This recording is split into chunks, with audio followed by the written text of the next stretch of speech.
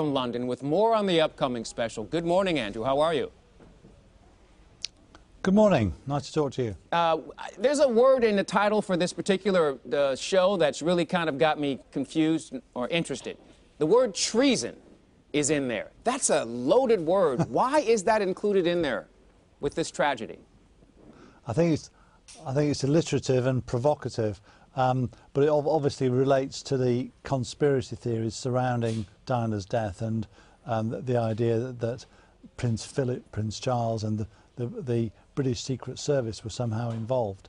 And even after all these years, even after all these investigations, there are people who raise unanswered questions about her death. Just to give you an example, just the other week they discovered that the car that she was in had been effectively a wreck, and so the question is, why was she being put into a car that was not fit for purpose? Interesting. Yeah, very interesting. I've been watching a lot about this. I've seen several promos and everything about this. Those interviews with James Coulthurst, they're kind of chilling to watch, quite honestly. These were kept secret for a long time. How was it decided to bring those out? Well, James was effectively the intermediary between Diana and myself. As a royal writer, I couldn't go to Kensington Palace and go to her sitting room and ask her a bunch of questions, because the palace would have found out and they would have stopped it. So we used an intermediary, an old friend, a mutual friend, and he would pedal to Kensington Palace on his bicycle, take along a tape recorder and pull out a bunch of questions which I'd prepared beforehand, and Diana would answer them. And depending on her mood, she would chat away very happily, or it would be the yes/no interlude. But it was an amateurish process, but one that effectively worked.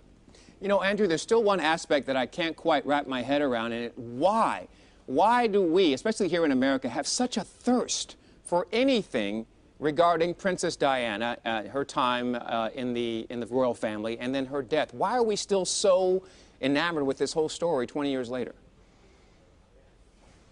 Well, just cast your mind back to the wedding in 1981.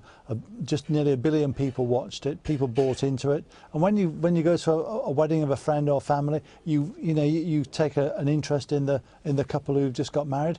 And on a global scale, this was the same with Diana. She looked like a fairy tale princess. It was described as a fairy tale, but it was a fairy tale without a happy ending. And people watched it as they would watch a soap opera. They watched her being, giving birth to William, and then Harry coming along, and the various royal tours she was on, dancing with Travolta at the White House, meeting Reagan.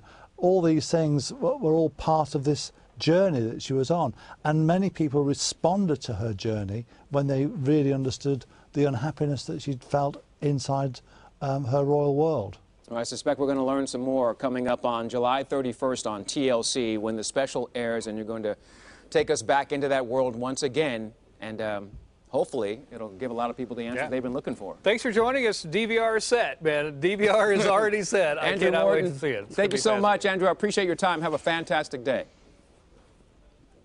My pleasure. Thank you. Thank you.